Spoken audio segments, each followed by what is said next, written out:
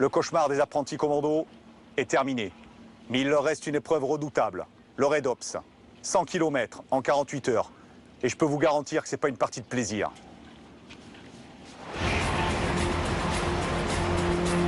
Depuis 24 heures, les élèves se sont lancés dans la dernière épreuve éliminatoire, le Red Ops. C'est la 7e semaine de stage. Sur les 63 élèves, il n'en reste plus que 23. Pour la première fois, les élèves sont en totale autonomie pendant 48 heures. Ils doivent marcher nuit et jour, parcourir 100 km. Le Red Ops a un objectif, atteindre une cible et délivrer un tir. On peut le comparer à la cerise sur le gâteau.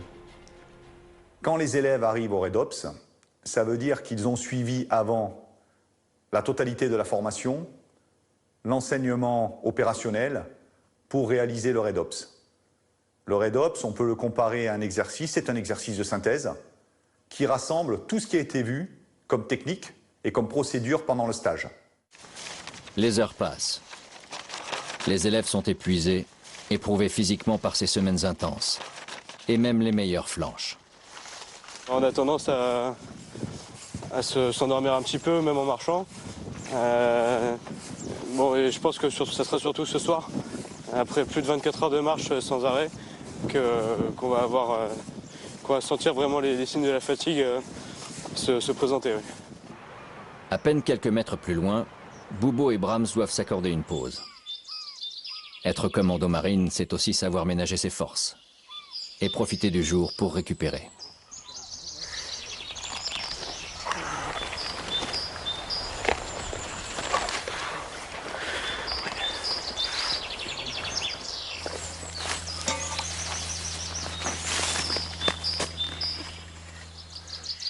Sur le parcours du Red Ops, les élèves doivent démontrer leur capacité à avancer rapidement et à respecter certains points de passage, avec encore une fois comme seul outil, une carte.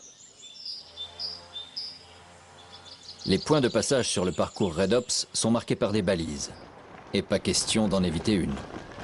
Pour vous, c'est normal que vous soyez à la 6, si vous n'avez pas trouvé la 5? C'est normal ou c'est... Hey, c'est normal ou c'est pas normal? Dans la réalité, si tu ne trouves pas le contact partisan, tu t'infiltres quand même? Chaque balise représente en fait un contact partisan qui permet aux commandos d'avancer en territoire ennemi. Bande de tricheurs. Rater une balise, c'est compromettre la mission. Ils vont devoir faire 7 km de plus car l'instructeur Lulu décide de les punir. C'est de leur faute, hein. À quelques kilomètres de là, Ça fait mal, hein? T'avais qu'à soigner, tête de chat. c'est Boubo qui se fait reprendre. Ça va? Pour ne pas risquer d'être exclu du stage, il n'a pas soigné à temps ses blessures. Pour un commando, c'est une erreur qui peut coûter cher. C'est très délicat, car beaucoup de pression pour l'élève. À aucun moment, il ne sait personnellement où il en est sur le plan notation. Et si sa conduite au Red Ops est valable ou non valable. Loin devant les autres, Riga est son coéquipier. Je sais pas quelle distance on a. Et je sais qu'on a pas mal de kilomètres dans les jambes et les pieds commencent à être bien douloureux. Jusqu'à la sortie du cours et jusqu'à la finalité du Red Ops, il ne sait toujours pas s'il va être breveté ou pas. 24 heures déjà que vous marchez. Donc combien de temps il reste? Il nous reste un petit peu plus de 12 heures pour terminer ce voyage. Voilà. Et c'est pareil. Si on rattrape des copains, on les double. Et comme vous êtes un certain nombre à être passés depuis, voilà. T'as vu l'astuce? Comme ça ils pensent que c'est pas le premier. Voilà, tout simplement. Ils sont les premiers. C'est le premier. Chez les commandos marines, même les meilleurs ne doivent jamais se reposer sur leur laurier. Et tout au long de votre formation dans la marine, on vous apprend quelque chose. Le mot humilité est associé à la réussite personnelle. On vous apprend que chaque petite victoire est la vôtre. Et qui? Riga. 36 heures après le début de la mission, Riga et son coéquipier arrivent les premiers. Et eux ont la victoire d'autant plus modeste qu'ils sont totalement épuisés. J'en pouvais plus, quoi.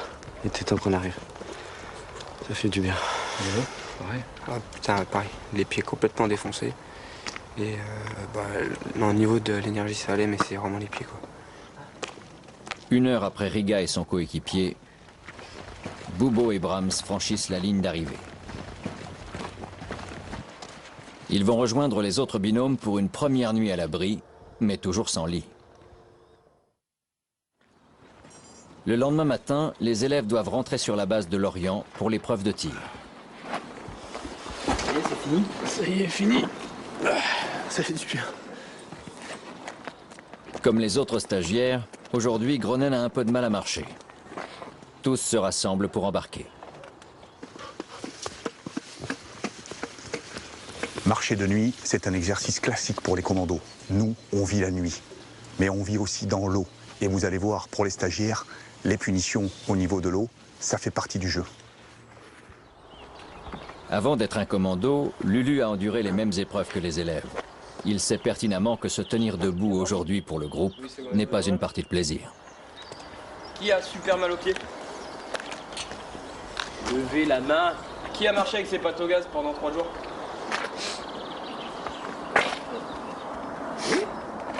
Pourquoi vous avez marché avec vos pattes au gaz?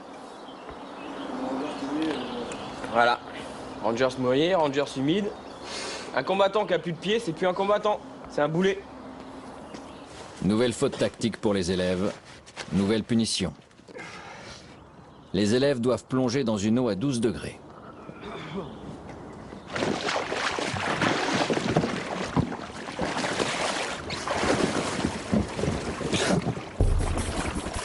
Encore une fois, cette punition dans l'eau a un lien direct avec la tradition de rigueur chez les commandos marines.